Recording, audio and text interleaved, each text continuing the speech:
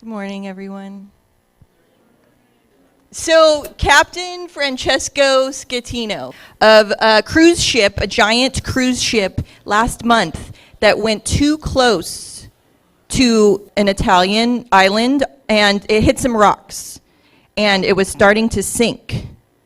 And he hopped onto a lifeboat. And this next clip is the Italian Coast Guard yelling at him. Sto qua per coordinare i soccorsi. Che sta coordinando lì? Vada a bordo, mi coordini i soccorsi da bordo. Lei si rifiuta? No, non mi sto rifiutando. Lei si sta rifiutando di andare a bordo, comandante? No, ci sto andando. E mi dica qual è il motivo per cui non ci va. Ci sto andando perché ci sta l'altra lancia che si è fermata. Lei vada a bordo, è un ordine. Lei non deve fare altre valutazioni. Lei ha dichiarato l'abbandono nave. Captain Schettino never went back onto the ship. Something like 32 people died.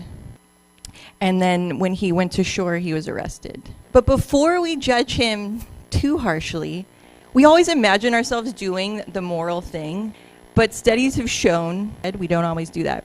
And this guy named Rushworth Kidder has looked into what it takes to act morally, to live ethically. And he's written 2 books, Moral Courage and How Good People Make Tough Choices. He is also the head of this thing called the Institute for Global Ethics. He did surveys of people from different cultures, from different classes, different countries, and they figured out that humans have about 5 common values: honesty, respect, responsibility, compassion, and fairness. These are things that we all kind of agree on, no matter where we are in the world. And you probably will notice that some of these are in our precepts. So we believe these things too. And so he figured out that there's kind of this formula for moral courage, which is when you have your values and you're committed to being honest, to being fair, to being respectful, you know the risks involved in sticking to your values and acting on them, and you're willing to endure the risk. So the danger is the risk. And that's where moral courage is. When all these things come together, that's where moral courage lies. And I saw this article in the New York Times last October. These people here are lawyers. They work for this law firm in New York, and about 2.5 years ago, they had a Halloween party. And this law firm is in charge of foreclosing on homes, so people that can't pay their mortgages, this law firm comes in and does all the paperwork and then gets them to leave their homes. And they were under investigation a little bit here and there. But so one of the lawyers that was there at the Halloween party saw people that work there at a Halloween party dressing up as homeless people. This is another one. So these people who are in charge of getting people out of their homes were dressing up as homeless people. And this lawyer that worked there took pictures of this. And she was so horrified by it that she sent the pictures to New York Times columnist Joe Nocera, who published them. And she's like, it's this really cavalier attitude. It doesn't matter that real people are actually going to lose their homes. And she's part of this culture that was there. And she was like, this isn't right. I was just really amazed that this person did that. All these people read the article, and a month later, the firm was shut down. So it's brave.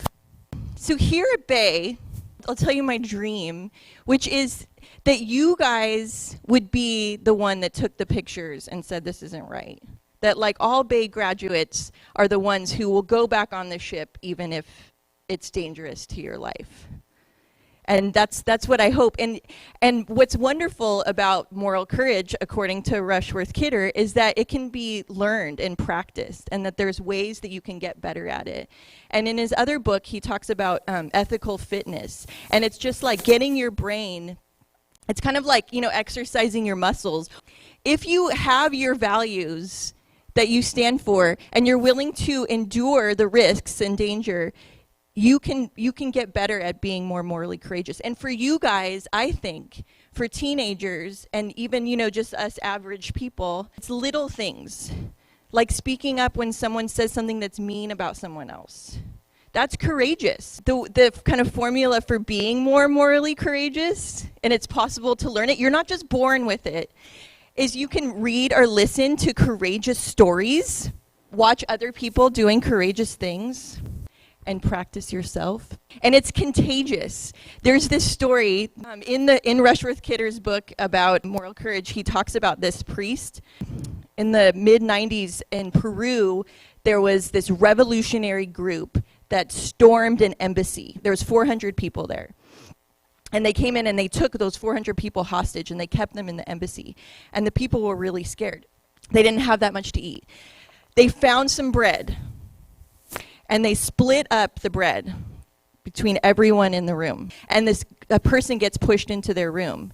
And he saw one person cut their quarter loaf of bread in half and give it to this new person. So this priest is telling the story of what happened. He was asked, why did you stay? Because the priest had a chance to leave because he's a man of the cloth. There was a culture there of solidarity. Everyone was looking out for each other, and he wanted to be part of that.